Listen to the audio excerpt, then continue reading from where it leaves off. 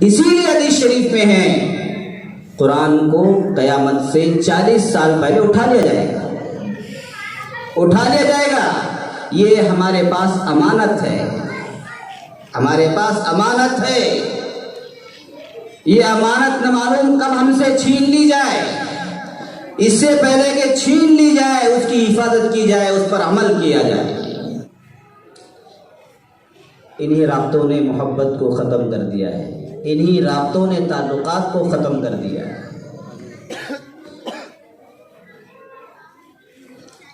اس world cup کے اندر دنیا حیران کہ اس ورلڈ کپ کی ہم نے دنیا میں جتنے بھی ورلڈ کپ دیکھے ہیں، کسی ہیرو کو بلا کر، کسی ناچنے والے کو بلا کر، کسی ناچنے والی کو بلا کر، کسی سنگر کو بلا کر کے افتتاح کیا گیا۔ لیکن فیفا ورلڈ کپ کے اندر جو افتتاح ہوا، جو اوپننگ سیریمنی ہوئی، وہ کس چیز سے ہوئی؟ وہ قرآن پاک کی تلاوت سے ہوئی۔ امیتابھ بچن تو سب جانتے ہیں، سب جانتے ہیں۔ جب اس کو سکون نہیں ملتا وہ قرآن پڑھتا ہے۔ لو جی، ہم سمجھتے ہیں وہ صرف ناشتہ ہے، نہیں، اس نے انٹرویو میں کہا ہے جب مجھے سکون نہیں ملتا میں قرآن پڑھتا ہوں، مجھے سکون ملتا ہے۔ اور ہم قرآن پڑھتے ہیں تو ہمیں پریشانی ہو جاتی ہے، ہمارے پاس وقت نہیں ملتا وہ سکون۔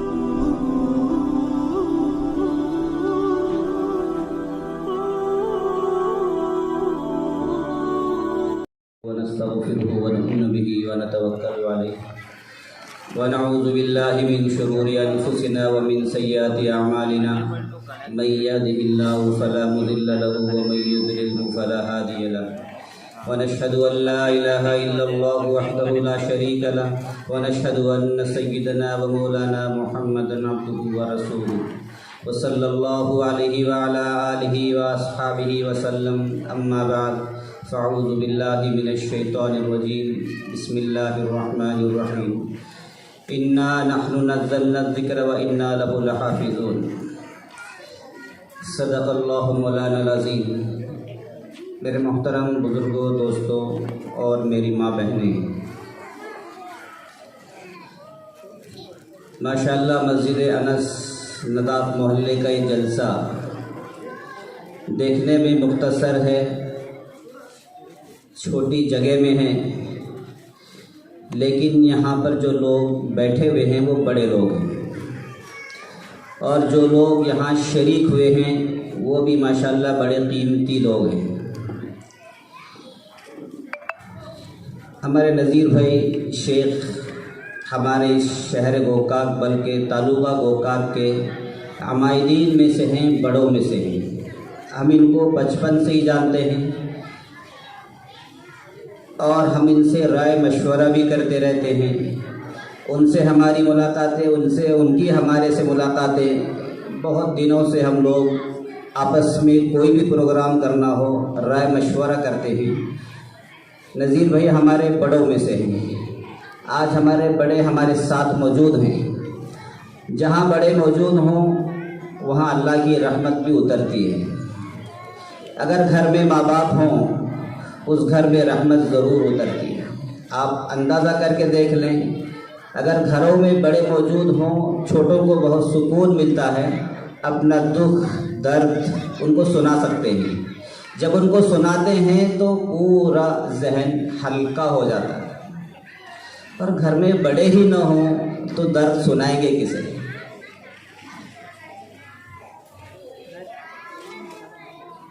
تو یہ ہمارے بڑوں میں سے ہیں اور ہم ان کو بڑا مانتے بھی ہیں۔ ماشاءاللہ جب مسجد کا کام ہو رہا تھا نداف محلے کی، ایک بڑی عجیب بات یہ ہم نے دیکھی کہ یہ مسجد 6 مہینے کے اندر بن کر کے تیار ہو گیا۔ یہ کوئی چھوٹا آدمی نہیں کر سکتا، یہ بڑے لوگ ہی کر سکتے ہیں، اور نداف محلے والے کہہ رہے ہیں کہ ہم چھوٹے لوگ ہیں۔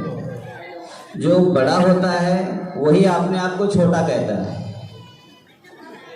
بڑائی جب کسی انسان میں آ جاتی ہے پھر ان سے کوئی کام نہیں ہوتا، اور جو اپنے آپ کو چھوٹا بناتا ہے پھر وہی بڑے کام کرتا ہے۔ حضرت موسیٰ علیہ السلام بیٹھے ہوئے تھے، اوپر سے چھپکلی جس کو ہم چھپلک کہتے ہیں، اس نے پیشاب کر دی۔ موسیٰ علیہ السلام نبی ہیں، رسول ہیں، جلیل القدر رسول ہیں۔ موسیٰ علیہ السلام نے کہا کہ اللہ میاں تو نے ایسی مخلوق کو پیدا کیا جو کسی کام کی نہیں ہے، جب اس نے پیشاب کیا ہو۔ اوپر چھت پہ رہتی ہیں چھپکلیاں، چھپلک۔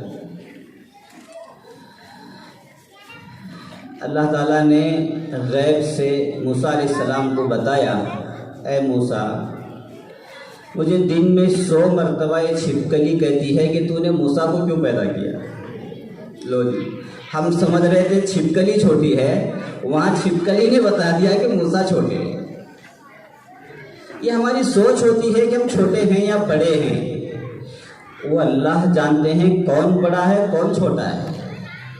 اس کا مطلب یہ نہیں کہ موسیٰ علیہ السلام چھپکلی سے چھوٹے ہو گئے، نہیں، وہ نبی تھے، انہوں نے اپنے آپ کو اتنا چھوٹا بنا دیا اس لیے کہ نبی براہ راست، اور یہ بھی وہ نبی تھے جو براہ راست اللہ سے بات کرتے تھے، جن کو کلیم اللہ کہا جاتا ہے۔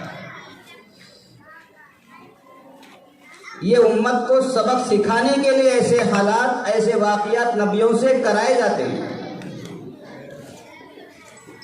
تو بہرحال ماشاءاللہ یہ محلہ دیکھنے میں چھوٹا ہے لیکن اللہ نے بہت صلاحیتیں رکھی۔ دوسری چیز، اس محلے کے اندر خاص طور سے نداف برادری کے اندر اللہ نے بات رکھی ہے کہ ان میں اتفاق اتحاد بہت ہے۔ اللہ کرے ہمیشہ باقی رہے، اور یہ اپنے بڑوں کو مانتے ہیں، ان کی بات مان کر کے چلتے ہیں۔ یہ بہت بڑی بات ہے، یہ ہر قوم میں ہونا چاہیے، یہ ہر محلے میں ہونا چاہیے، یہ بات ہر بستی میں ہونا چاہیے۔ جس بستی میں، جس محلے میں اپنے بڑوں کی مان کر کے چلتے ہیں، ان محلوں میں، ان بستیوں میں کبھی حالات نہیں آتے۔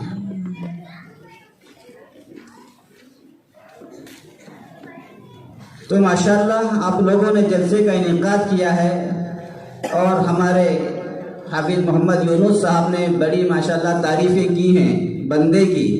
اس لائق تو نہیں میں کہ بھئی تعریف تو صرف خدا کی کرنی چاہیے، تعریف اس خدا کی جس نے جہاں بنایا، کیسی زمین بنائی، کیا آسمان بنائی۔ بس تعریف تو زمین و آسمان کو بنانے والے کی ہونی چاہیے، وہی تعریف کے لائق ہے۔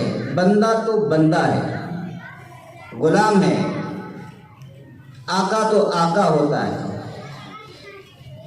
یہ ہمارے مقررین جو میرے سے پہلے حافظ محمد یونس صاحب، حافظ جمشید صاحب، آپ کے سامنے جو بڑے قیمتی باتیں، جو ضروری باتیں تھی بتا کر کے گئے ہیں، ماشاءاللہ یہ بہت بڑے بڑے کام کر رہے ہیں، لیکن یہ کام دکھا کر کے نہیں کرتے۔ اندرونی طور سے ہے کہ بھئی کسی کو پتہ ہی نہ چلے بھئی کوئی کام کر رہا ہے، اخلاص کے ساتھ یہ ایسے کام کر رہے ہیں کہ کسی کو پتہ ہی نہیں ہے، بس دینے والے کو پتہ، لینے والے کو پتہ، اور اوپر والے کو پتہ۔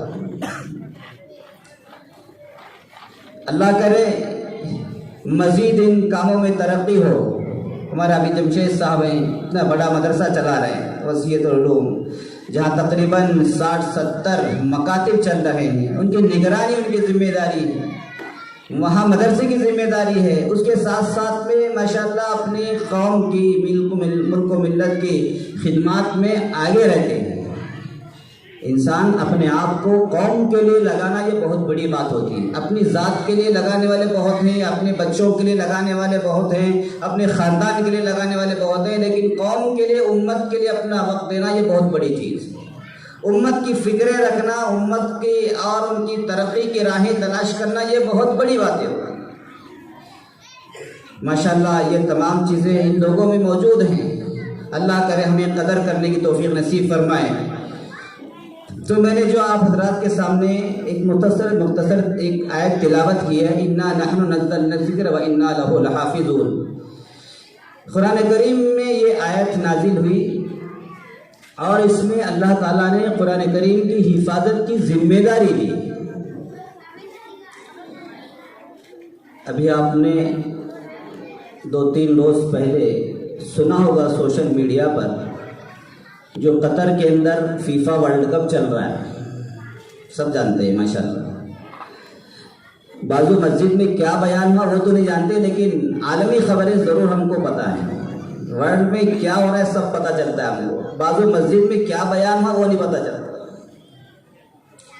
इतने आगे निकल चुके हैं हम कि पास वाला कौन बैठा है पता नहीं, लेकिन अमेरिका वाले से हमारे राब्ते हैं। इन्हीं राब्तों ने मोहब्बत को ख़त्म कर दिया है, इन्हीं राब्तों ने ताल्लुकात को ख़त्म कर दिया है।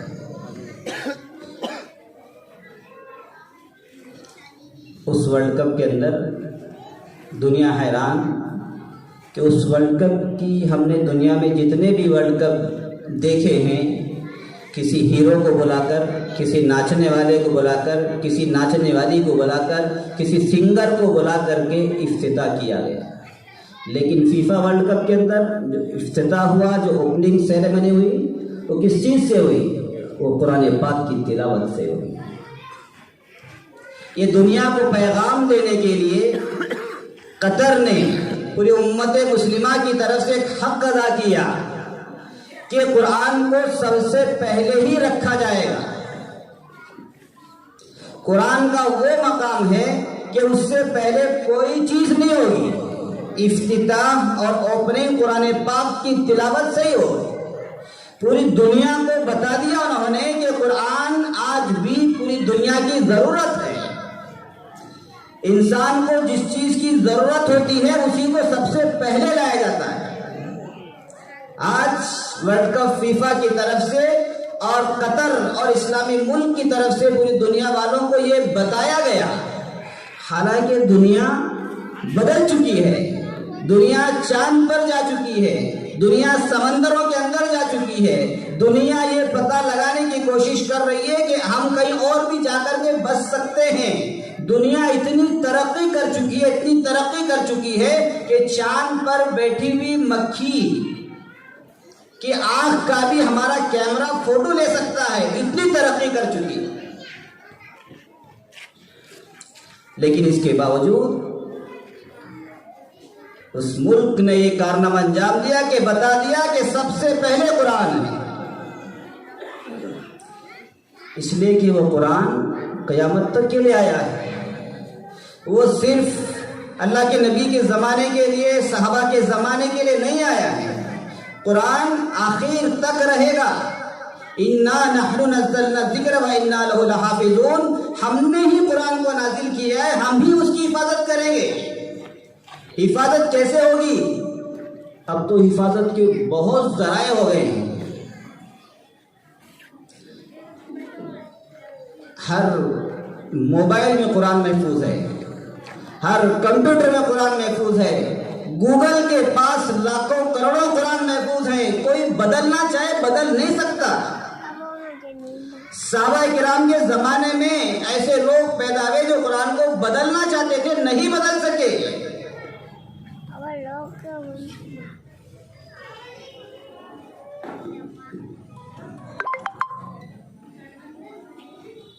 मूसा अलैहिस्सलाम का एक वाक़िया है। मूसा अलैहिस्सलाम एक बस्ती में जाते हैं, बड़ा तफसील वाक़िया है, मुख्तसर बता रहा हूँ। तो वहाँ जाने के बाद वो बस्ती वालों ने मूसा अलैहिस्सलाम की मेहमान नवाजी से इनकार कर दिया। क्या कर दिया? कि हम आपकी मेहमान नवाजी नहीं करेंगे। किसकी? मूसा अलैहिस्सलाम की। फ़अबौ अन युज़य्यिफ़ूहुमा, इनकार कर दिया। कुरान शरीफ में वो तो आयत नाजिल हुई, इस उम्मत को बता दिया कि मूसा अलैहिस्सलाम की कौम ने मूसा अलैहिस्सलाम के साथ ऐसा बर्ताव किया था। वो आयत, वो वाक़िया अल्लाह के नबी के लिए कुरान बन करके आया। कुरान के ज़रिए से बता दिया कि फलां बस्ती वालों ने मूसा अलैहिस्सलाम की मेहमान नवाजी नहीं की, इनकार कर दिया। आज वो कुरान करीम के अंदर वो आयत मौजूद है, कुरान में आ गया है। हमारी बस्ती का नाम कुरान में आ गया है कि हमारी बस्ती वालों ने एक नबी की मेहमान नवाजी से इनकार कर दिया था। तो हमारी बस्ती हमेशा के लिए बदनाम हो गई कि यहाँ के लोग बेकार लोग हैं। یہ نبی کا بھی اکرام نہیں کرتے، نبی کی بھی مہمان نوازی نہیں کرتے۔ اب قیامت کے لیے جو بھی قرآن پڑھے گا ہماری بستی کے بارے میں یہی سوچے گا، اس لیے کہ قرآن سچا ہے، جھوٹ نہیں ہو سکتا۔ تو وہاں کے لوگ جمع ہو کر کے اس زمانے کے جو بادشاہ تھے ان کے پاس گئے، بادشاہ سلامت، ہم چاہتے ہیں کہ قرآن میں ذرا سا بدل دیا جائے، اس کو ذرا تبدیل کر دیا جائے، اس لیے کہ ہم بہت بدنام ہو چکے ہیں۔ موسیٰ علیہ السلام کا واقعہ ہمارے بستی کے بارے میں ہے، تو لوگ ہمیں اس نیت سے، اس آنکھ سے دیکھتے ہیں کہ ہم نے موسیٰ علیہ السلام کی قدر نہیں کی، اکرام نہیں کیا، مہمان نوازی نہیں کی، یہ تو بہت بڑی یہ بدبختی کی بات ہے۔ اس لیے ہم چاہتے ہیں کہ ذرا قرآن میں ذرا سا تبدیل کر دیں تو ہم بھی بدنامی سے بچ جائیں گے، اور ہم آپ کو اس کے بدلے میں آپ جتنا چاہیں گے اتنا سونا دیں گے، چاہے 1 کنٹل سونا، 2 کنٹل سونا، جتنا آپ مانگیں گے اتنا سونا دیں گے۔ لو جی، بادشاہ نے پوچھا کیا کرنا ہے مجھے تبدیل کر کے؟ اس قوم نے کہا ہمیں آپ کو صرف یہ کرنا ہے کہ وہاں ہے فَأَبَوْا أَن يُضَيِّفُوهُمَا، کہ اس قوم نے نبی کی مہمان نوازی سے انکار کر دیا، بس آپ کو فَأَبَوْا کے بجائے فَأَتَوْا کرنا ہے، یعنی وہاں ایک نقطہ ہے، بس ایک نقطہ اور لگا دینا ہے اس کے اندر، بس اس کا مطلب یہ ہو جائے گا کہ یہ لوگ مہمان نوازی کے لیے آئے، یعنی مہمان نوازی کی ایک نقطہ لگانے کی وجہ سے ہمارا نام روشن ہو جائے گا۔ بتائیے کتنی تبدیلی ہے، صرف ایک نقطہ لگانے کی وجہ سے معنی بدل رہا ہے۔ بادشاہ نے کہا یہ میرے بس کی بات نہیں ہے، تمہارا سونا تم لے جاؤ، میں قرآن کو بدل نہیں سکتا، آپ تو ایک نقطے کی بات کر رہے ہیں، میں ایک زیر اور زبر بھی نہیں بدل سکتا۔ یہ وہ قرآن ہے جس کو بدلا نہیں گیا، یہ دنیا والوں کو بدل دے گا لیکن یہ کسی کو، یعنی اسے کوئی بدل نہیں سکتا، یہ وہ قرآن۔ آج چاند پر پہنچنے کا زمانہ ہے، لیکن دنیا والوں کے ورلڈ کپ کی شروعات جو ہو رہی ہے وہ قرآن پاک کی تلاوت سے ہو رہی ہے، اتنی شاندار تلاوت ہے، سن کر کے دیکھنے دل پگھل جاتے ہیں، بہت شاندار تلاوت، بڑا عجیب منظر، دیکھ کر کے ایمان تازہ ہو جاتا ہے اس تلاوت کو سن کر کے۔ ہم سمجھتے ہیں قرآن صرف مکتبوں میں پڑھنے کے لیے، مدرسوں میں پڑھنے کے لیے، صرف مسجد میں پڑھانے کے لیے، نہیں، آج دنیا والوں کو سنانے کی ضرورت ہے۔ جب تک قرآن موجود ہے دنیا موجود رہے گی، جب قرآن نہیں رہے گا دنیا میں، دنیا کو توڑ پھوڑ دیا جائے گا، ختم کر دیا جائے گا، قیامت آ جائے گی۔ اسی لیے حدیث شریف میں ہے قرآن کو قیامت سے 40 سال پہلے اٹھا لیا جائے گا، اٹھا لیا جائے گا۔ یہ ہمارے پاس امانت ہے، ہمارے پاس امانت ہے، یہ امانت نہ معلوم کب ہم سے چھین لی جائے، اس سے پہلے کہ چھین لی جائے اس کی حفاظت کی جائے، اس پر عمل کیا جائے۔ دنیا والوں نے ایک قانون بنایا کہ ہم پوری دنیا کا ایک قانون بنائیں گے، یونائٹڈ نیشن، اقوام متحدہ، ایک قانون ہوگا پوری دنیا والوں کے لیے، ایک سزا ہوگی پوری دنیا والوں کے لیے۔ پوری دنیا جب ایک انسان ہے تو سب کے لیے ایک قانون ہوگا۔ انہوں نے قانون بنائے جس کو ہم یونائٹڈ نیشن کہتے ہیں، اقوام متحدہ کہتے ہیں۔ پوری دنیا کے لیڈروں کو بلایا، بڑی کانفرنس کی، بڑی کانفرنس، اس میں یہی تجویز تھی کہ ہم پوری دنیا کا ایک قانون بنائیں، پوری دنیا کی ایک فوج ہوگی، ایک قانون ہوگا، دوسرا قانون کوئی نہیں ہوگا۔ اس میں مسلمان بادشاہوں کو بھی بلایا گیا، اس میں شاہ فیصل مرحوم، پڑوس ملک کے ضیاء الحق مرحوم، سب جانتے ہیں، بڑے اللہ والے ہیں، بہت بڑے اللہ والے ہیں۔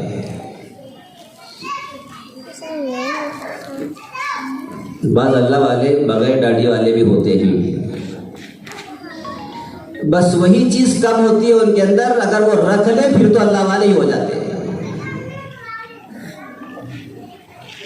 اس وقت جب یونائٹڈ نیشن میں مدعو کیا گیا، اس وقت شاہ فیصل مرحوم کو اسٹیج پر بلایا گیا کہ آپ اس کے بارے میں اپنی بات رکھیں، ایک قانون بنانا ہے پوری دنیا کا ہمیں۔ شاہ فیصل مرحوم وہ ہستی تھی، جب وہ بھارت میں آئے تو نہیں، یہاں کے جو اس وقت کے منسٹر تھے انہوں نے بلایا، دعوت دی کہ آپ تشریف لائے ہمارے دیش۔ شاید جواہر لال نہرو تھے اس وقت، ان کو دعوت دی، بلایا، وہ کہنے لگے میں ضرور آؤں گا، آپ کی دعوت میں ضرور قبول کروں گا، بالکل انکار نہیں ہے مجھے، اس لیے کہ آپ ہندوستان جیسے ملک کے بادشاہ ہیں، وزیر اعظم ہیں، ضرور آؤں گا، لیکن میری ایک شرط ہے، وہ شرط آپ کو پوری کرنی پڑے گی۔ جواہر لال نہرو نے پوچھا آپ کی کیا شرط ہے؟ میری شرط یہ ہے کہ میں نے زندگی میں کبھی ان آنکھوں سے مندر نہیں دیکھا ہے۔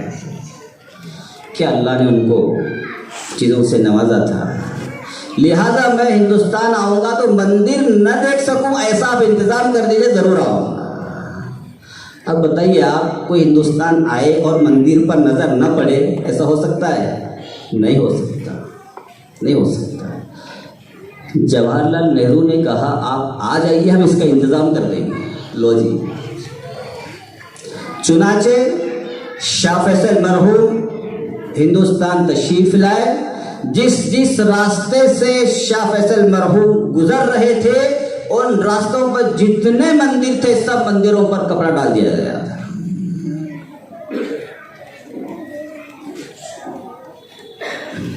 جھکتے سبھی ہیں، جھکانے والا چاہیے، ایمان اتنا مضبوط ہونا چاہیے۔ کیا سمجھا ہے ہم نے؟ ہم مسلمان ہیں، اللہ نے ہم کو حضرت محمد صلی اللہ علیہ وسلم کا امتی بنایا ہے۔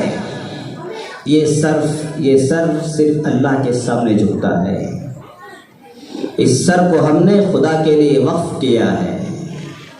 یہ ایمان صرف ہم نے اللہ پر لایا ہوا ہے، دوسروں پر نہیں۔ اس ایمان کو بنانے کی ضرورت ہے۔ یہ وہ مرحوم جن کا واقعہ میں نے سنایا، وہ اسٹیج پر گئے، جا کر کے انہوں نے کہا کہ میں اپنا وقت، اپنی بات بولنے کا حق ضیاء الحق مرحوم کو دیتا ہوں، وہ جو کہیں گے وہی میری رائے ہے۔ وہ گئے اسٹیج پر، جا کر کے انہوں نے کہا دیکھو بھائی، آپ ایک قانون بنانا چاہتے ہیں، بہت اچھی بات ہے، لیکن میری بھی ایک رائے ہے۔ جیب میں قرآن رکھ کر کے لائے تھے وہ، کہاں؟ یونائٹڈ نیشن میں۔ ہاتھ سے ایسا قرآن نکالا اور پوری دنیا والوں کو دکھایا، اگر آپ کو ایک قانون بنانا ہے تو یہ قانون میں لایا ہوں، اس کو نافذ کر دو، اس کے علاوہ کوئی قانون ہمیں قبول نہیں ہے۔ یہ اپنے ملک کی بات نہیں، یہ ورلڈ کی بات ہے۔ ایسے بھی اللہ والے گزرے ہیں جنہوں نے پوری دنیا کو چیلنج کیا ہے، صرف قرآن کی نسبت پر۔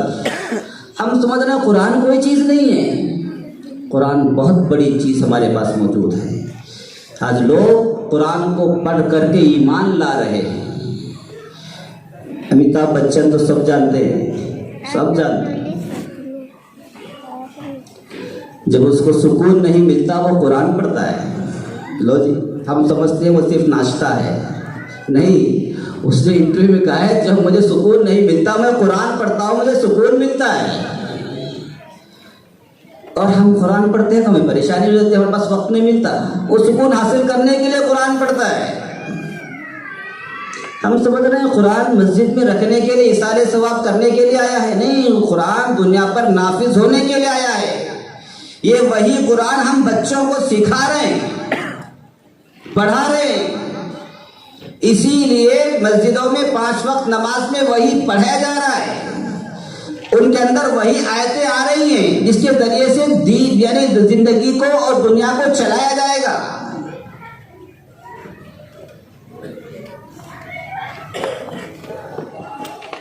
اس قرآن کی حفاظت کی بہت بڑی ذمہ داری ہے. ہر فرد کی، ہر مسلمان کی ذمہ داری ہے. یہ ہمارے پاس امانت ہے. پہلے بھی بہت حالات آئے قرآن کو ختم کیا جائے، قرآن کو بدلا جائے، سب لوگوں نے کوششیں کی. ابھی ہمارے 1-2 سال پہلے کی بات ہے، تیاگی جی، وسیم رضوی صاحب پہلا نام ان کا، اب تیاگی جی بن گئے بیچارے. پرسوں انہوں نے موت بھی پی لیا تھا، تو پینا ہی پڑے گا. جب دھرم بدل دیا ہے تو سب کچھ پینا پڑتا ہے. انہوں نے قرآن کو بدلا، قرآن کے متعلق ایسی آیتیں لکھی آج ہمارے سامنے موجود ہے. کیا حالت ہے اس کی. ایسے لوگ بہت آتے ہیں دنیا میں، نکل جاتے ہیں، ذلیل ہو کر کے مر جاتے. یہ قرآن ہے، جس نے اس کو سینے سے لگایا اللہ اسے عزت سے نوازتے ہیں، اور جنہوں نے اسے دھتکارا وہ ذلیل و خوار ہو کر کے دنیا سے رخصت ہوتے ہیں. امام احمد ابن حنبل رحمۃ اللہ علیہ کی ذات کون نہیں جانتے. یہ ہمارے چوتھے امام ہیں. سب سے پہلے امام اعظم ابو حنیفہ رحمۃ اللہ علیہ، جس کو ہم مانتے ہیں. دوسرے امام شافعی رحمۃ اللہ علیہ، ان کو بھی ماننے والے دنیا میں موجود ہیں. تیسرے امام مالک رحمۃ اللہ علیہ، یہ تیسرے امام ہیں. چوتھے امام احمد ابن حنبل رحمۃ اللہ علیہ. یہ 4 امام ہیں جو برحق ہیں، بہت بڑے علم والے، تقوی والے. پوری دنیا میں انہی 4 کو مانا جاتا ہے. تو انہی میں سے امام احمد ابن حنبل کے زمانے میں خلق قرآن کا مسئلہ اٹھا. یہ عقیدے کا مسئلہ ہے. ابھی ہمارے حافظ جمشید صاحب اور ہمارے حافظ یونس صاحب نے جو بات کی، ماشاءاللہ عقیدہ، اس پر مستقل بیانات کرانے کی ضرورت ہے. ابھی گزشتہ ہمارے یہاں جمعے میں بات عقیدے پر ہی ہوئی، تو اس میں ان کے زمانے میں بات آئی قرآن پر. اس وقت کا جو بادشاہ تھا بڑا ظالم تھا، وہ قرآن کو مخلوق کہتا تھا. امام احمد ابن حنبل کہتے تھے کہ قرآن مخلوق نہیں ہے. اتنی سی بات. مخلوق کس کو کہتے ہیں؟ جو ختم ہو جائے گی، فنا ہو جائے گی، باقی نہیں رہے گی، اس کو مخلوق کہتے ہیں. جیسے ہم لوگ، پیڑ پودے پتھر، یہ سب مخلوق. چاند سورج آسمان زمین، یہ سب مخلوق. تو اس نے کہا کہ قرآن بھی ایک مخلوق ہے، وہ بھی ختم ہو جائے گا. امام احمد بن حنبل کھڑے ہو گئے بادشاہ کے سامنے، ظالم اور جابر بادشاہ کے سامنے. کلمہ حق کہنا یہ سب سے بڑا جہاد ہوتا ہے. کھڑے ہو گئے بادشاہ کے سامنے، کہنے لگے نہیں، قرآن مخلوق نہیں ہے، قرآن مخلوق نہیں، یہ ختم ہونے کے لیے نہیں آیا ہے، یہ باقی رہے گا. جو باقی رہنے والی چیزیں وہ مخلوق نہیں ہو سکتی.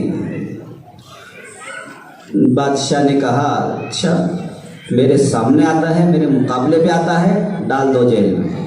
بادشاہ تو ظاہر سی بات ہے، ایک ہی جانتے تھے، وہ جو بات نہ مانے اٹھا کر کے جیل میں ڈال دو. جیل میں ڈال دیا. سزائیں دی جا رہی ہیں، کوڑے برسائے جا رہے ہیں ان پر، صرف اس بات پر کہ انہوں نے قرآن کو مخلوق نہیں کہا. اس لیے کہ عقیدے کا مسئلہ تھا. ہمارا عقیدہ یہ ہے کہ قرآن مخلوق نہیں ہے، ختم ہونے والی چیز نہیں ہے.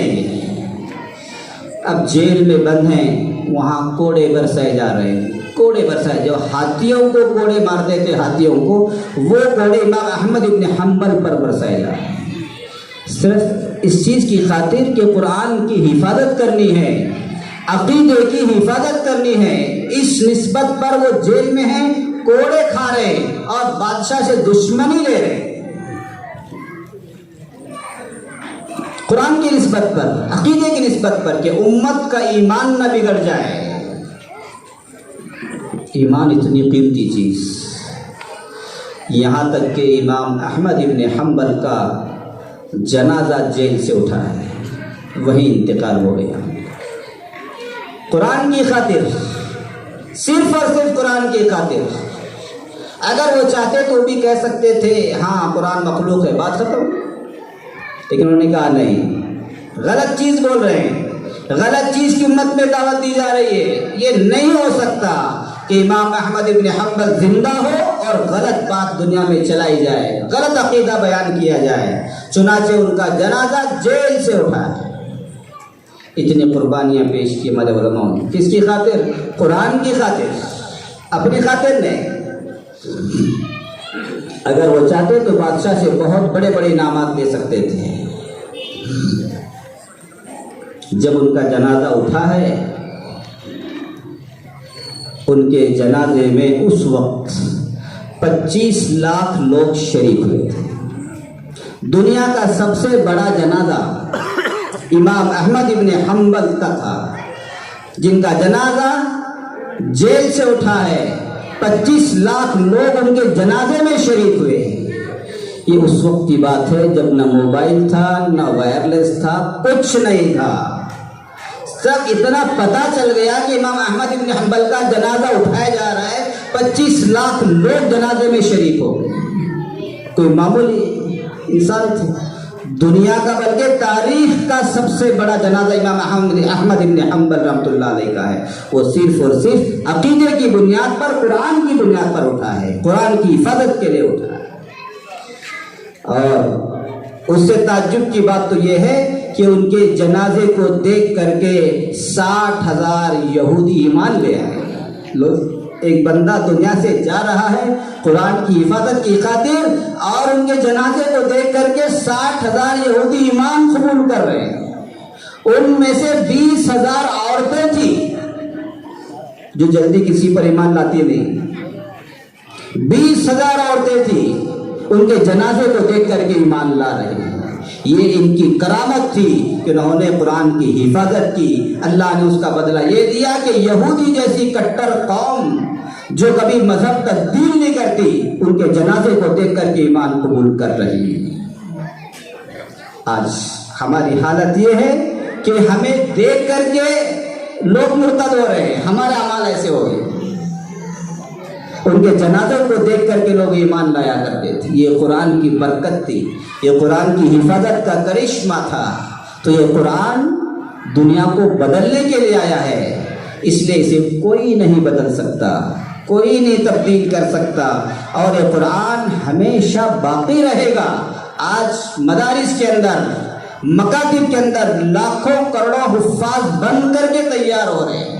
آپ ہر سال رمضان میں تراویح سنتے ہیں, پورے 30 پارے سنتے ہیں, سمجھتا کوئی نہیں, لیکن سن کر کے دل خوش ہو جاتا ہے, سکون ملتا ہے. یہ وہ قرآن, اس کی حفاظت کی ذمہ داری ہمارے ان چھوٹے چھوٹے بچوں نے اٹھائی ہے, ہمارے حفاظ اور علماء نے اٹھائی ہے. ہمیں ان کی قدر کرنے کی ضرورت ہے, قرآن کو عام کرنے کی ضرورت ہے, قرآن کو سکھانے کی ضرورت ہے, قرآن میں جو عقیدہ بیان کیا گیا اس کو بتانے کی ضرورت ہے.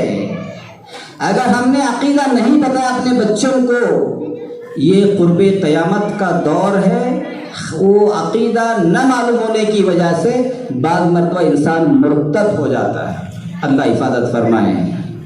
اس لیے میرے دوستوں, مجھے بات لمبی نہیں کرنی ہے, بچوں کا بھی پروگرام ہے, ان کا ہدیہ بھی ہے, دعا بھی کرنی ہے. کافی دیر سے ماشاءاللہ آپ لوگ بیٹھے ہوئے ہیں, اس لیے میں چاہتا ہوں کہ بس آپ جتنی دیر بیٹھے ہوئے ہیں, بڑے قیمتی اوقات آپ نے دیا ہے. جو کچھ میرے سے پہلے ہمارے بزرگوں نے, ہمارے حفاظ کرام نے جو باتیں بتائی ہیں, ان پر بھی عمل کریں. اور جو بندے نے کچھ باتیں بتائی ہیں کہ قرآن کو عام کرنے کی ضرورت ہے، قرآن کو پڑھنے کی ضرورت ہے، قرآن کو پڑھانے کی ضرورت ہے اور پڑھانے والوں کی قدر کرنے کی ضرورت ہے، اور اس کو معمولی نہ سمجھا جائے بلکہ اللہ نے قرآن پر ہی اس دنیا کا دار و مدار رکھا ہے۔ جب تک قرآن اللہ کو یہاں جب تک قرآن موجود ہے دنیا چلتی رہے گی، سورج چاند چلتے رہیں گے، آباد رہے گی۔ جب قرآن نہیں رہے گا تو اللہ تعالیٰ دنیا کو نیست و نابود کر دیں گے، ختم کر دیں گے، قیامت آ جائے گی۔ اس لیے ہمارے پاس یہ امانت ہے، اس امانت کو ہمیں سب لوگوں کو استعمال کرنا چاہیے، بلکہ ہر ایک ہماری ماں ہو، بہن ہو، بیٹا ہو، بیٹی ہو، سب کو اس قرآن کو پڑھنا چاہیے، اور کچھ ایسی صورتیں بھی ہونی چاہیے جو ہم حفظ کر سکیں، جیسے سورہ یاسین ہے، سورہ ملک ہے، سورہ واقعہ ہے۔ یہ ہماری بچیوں کو یاد کرانا چاہیے تاکہ وہ اپنے جہاں بھی جائیں، سسرال میں جائیں، اپنے گھروں میں رہیں، اس کو پڑھتے رہیں تاکہ قرآن سے ایک ہمارا واسطہ اور رابطہ باقی رہے۔ قرآن کے ذریعے سے اللہ تعالیٰ دلوں کو سکون دیتے ہیں۔ الا بذکر اللہ تطمئن القلوب۔ اس لیے اللہ ہم سب کو عمل کی توفیق نصیب فرمائے۔ یہاں کے ذمہ دار جتنے بھی ہیں بڑے ہی لائق مبارکباد ہیں جنہوں نے اس جلسے کا انعقاد کیا ہے، بہت اچھے انداز سے کیا ہے۔ ہماری مستورات کی مائیں بہنیں بھی ہیں، ہمارے دوست احباب بھی موجود ہیں، بڑے بھی موجود ہیں، ماشاءاللہ سب کا اچھی طرح سے استقبال بھی کیا گیا۔ تو وہ استقبال جو ہے نا اقرب الناس انزل الناس منازل حدیث شریف میں ہے، جو ہمارے قوم کا بڑا آتا ہے ان کا اکرام کرنا چاہیے۔ یہ ہماری حدیث شریف کے اندر ہے، جو قوم کا بڑا آتا ہے ان کا عزت اور اکرام کرنا، یہ سنتوں میں لکھا ہوا ہے، یہ اللہ کے نبی کی حدیث ہے۔ اس لیے اس کا بھی اہتمام اگر ہو جائے، لیکن بس یہ ہے کہ اخلاص نیت کے ساتھ میں ہو جائے تو کوئی مسئلہ نہیں۔ اللہ ہم سب کو عمل کی توفیق نصیب فرمائے۔ میں آپ لوگوں کا بھی شکر گزار ہوں کہ آپ لوگوں نے ہمیں چھوٹے لوگوں کو بھی دعوت دی، اپنے جلسے میں بلایا۔ ہم آپ کو شکر ادا کرتے ہیں، اپنی ماں بہنوں کو شکر ادا کرتے ہیں، خاص طور سے جو ہماری کمیٹی ہے مسجد انس نداف محلے کی، میں ان کا بہت بہت شکر ادا کرتا ہوں۔ اللہ ان کو مزید ترقی سے نوازے۔ وآخر دعوانا الحمدللہ رب العالمین۔ محترم سامعین حضرات اور میری پیاری ماں اور بہنوں، حضرت اقدس مولانا بشیر الحق صاحب ہم سبھی مخاطب تھے، جہاں ہم ایمان اور یقین سے بھرپور تاثرات سماعت فرما رہے تھے۔ میں حضرت کا اپنی جانب سے، تماموں کی جانب سے حضرت کا میں شکریہ ادا کرتا ہوں۔